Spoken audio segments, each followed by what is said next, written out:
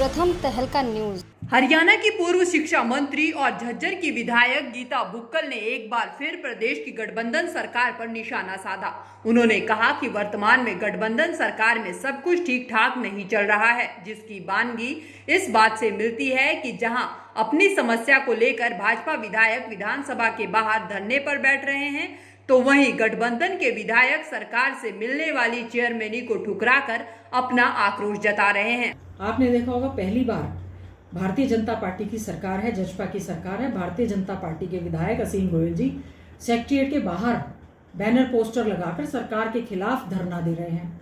जजपा के विधायक मुखर होकर सरकार के खिलाफ बोल रहे हैं और जजपा के डिप्टी सीएम कोरोना की आड़ में, ताकि उनको आकर, क्योंकि झूठे वायदे जो उन्होंने बड़ौदा की जनता से कि हम भारतीय जनता पार्टी को बाहर उखाड़ कर फेंकने का काम करेंगे, 75 पार जमुना पार कर देंगे, पता नहीं बड़ी बड़ी बातें की थी। आज कोरोना की आड़ में छुप कर बैठे हैं। किसानों की बात करने वाले डिप्टी सीएम उनके, जहां पर जब किसानों ने धरना प्रदर्शन किया तो क्या चौधरी देवीलाल जी के पोते अपने आप को कहते हैं। किसानों पर लाठीचार्ज हुआ, पानी की बौछारें हुई। ठीक है, कोरोना है, आप उनको संबोधित कर सकते थे, लेकिन आप छुप कर बैठ गए। आज बड़ौदा की जनता उनको ढूंढ रही है कि जो जजपा को वोट पड़ा था वो भारतीय जनता पार्टी के खिलाफ पड़ा था और कांग्रेस को तब भी उन्होंने विजयी बनाया था। जजपा के विधायक जो बरवाड़ा से हैं मिस्टर सुहाग, उनको लालच दिया गया कि आपको हम चेयरमैन बनाते हैं। उन्होंने चेयरमैन की कुर्सी पर ठोकर मारने का काम किया कि आपने खिलाफ फैसले लिए हैं किसानों के, हम आपके खिलाफ हैं। शाहबाद से विधायक हैं रामकरण काला, लगातार सरकार के खिलाफ बोलते हैं। धर्मपाल गोंदर हैं, वो सरकार के खिलाफ बोलते हैं। इंद्री से विधायक हैं कश्यप, राज्यसभा के सांसद रहे हैं, वो सरकार के खिलाफ बोलते हैं। और बहुत से भारतीय जनता पार्टी के और जजपा के विधायक हैं, सरकार की नीतियों के खिलाफ मुखर होकर वो खिलाफ बोलते हैं। हम तो विपक्ष के हैं, हम तो जरूर बोलेंगे। और एक महत्वपूर्ण, सबसे बड़ी, एक अच्छे विपक्ष की भूमिका निभाते हुए कांग्रेस पार्टी ने आदरणीय चौधरी भूपेंद्र सिंह हुड्डा जी के नेतृत्व में सरकार के खिलाफ जो एक मुहिम चलाई है, हम हर उस किसान आंदोलन के साथ खड़े हैं जिसमें किसानों के साथ अन्याय किया जा रहा है। जब तक ये सरकार एक चौथा और कानून जिसमें न्यूनतम समर्थन मूल्य MSP का एश्योरेंस नहीं देती, हम इन काले कानूनों को किसी भी हालत में प्रदेश में लागू नहीं होने देंगे।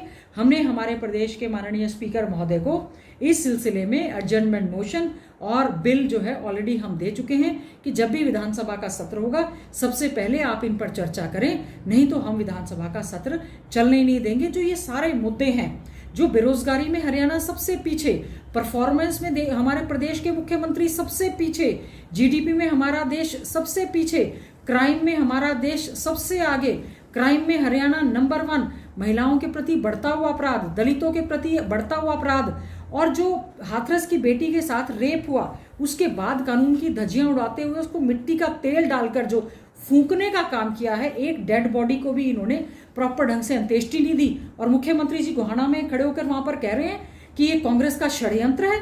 तो वो, अगर उनको ये लगता है कि ये कांग्रेस के षड्यंत्र है कि कांग्रेस बहका रही है, तो बीजेपी की तो सरकार है केंद्र में और राज्य में, तो क्यों ये समझा नहीं पा रहे हैं लोगों को। इस चीज का जवाब आने वाले समय में 3 तारीख को एक एक वोट हाथ के पक्ष में और फूल मुरझाने का काम हरियाणा की, बड़ौदा की जनता करेगी और बहुत भारी मार्जिन से कांग्रेस पार्टी वहां से जीतने जा रही है। साथ ही उन्होंने बड़ौदा उपचुनाव में निर्दलीय प्रत्याशी कपूर सिंह नरवाल के नामांकन वापस लेने पर कहा कि नरवाल के नामांकन वापस लिए जाने के बाद अब उपचुनाव के सारे समीकरण बदल गए हैं। बुक्कल ने इस उपचुनाव में विजयी तिलक कांग्रेस उम्मीदवार के माथे पर सजने की भी बात कही। उन्होंने भाजपा सरकार पर इस उपचुनाव में मतदाताओं के बीच जाट और नॉन जाट भ्रम फैलाने का भी आरोप लगाया। उन्होंने कहा कि भाजपा प्रत्याशी योगेश्वर दत्त को ब्राह्मण उम्मीदवार बताकर भाजपा एक तरह से जाट नॉन जाट का नारा दे रही है, लेकिन जनता समझदार है। भाजपा के इस भ्रम फैलाने वाले चक्रव्यूह में जनता नहीं फंसने वाली। देखिए, बड़ौदा का उपचुनाव जो है शुरू से ही कांग्रेस पार्टी के पक्ष में था, लेकिन प्रत्याशियों की सूची लंबी होने की वजह से ये लग रहा था कि कहीं ना कहीं वोट जो है कास्ट वाइज बट ना जाए। वैसे तो कास्ट समीकरण की कोई ऐसी बात नहीं होती, लेकिन अब सारी की सारी पार्टियां भारतीय जनता पार्टी और जजपा के खिलाफ एकजुट होकर बीजेपी को बाहर का रास्ता दिखाना चाहती हैं। तो आज हमें बड़ी अच्छी खुशी की बात है, आदरणीय चौधरी भूपेंद्र सिंह हुड्डा जी के नेतृत्व में और भाई दीपेंद्र हुड्डा जी जो हमारे आदरणीय बड़े भाई कपूर नरवाल जी के घर गए और उन्होंने कांग्रेस पार्टी के समर्थन में, आदरणीय चौधरी भूपेंद्र सिंह हुड्डा जी के समर्थन में ये जो अपना नामांकन का पर्चा जो उन्होंने भरा था वो जो वापस लिया है, जहां हम उनका धन्यवाद और आभार व्यक्त करते हैं।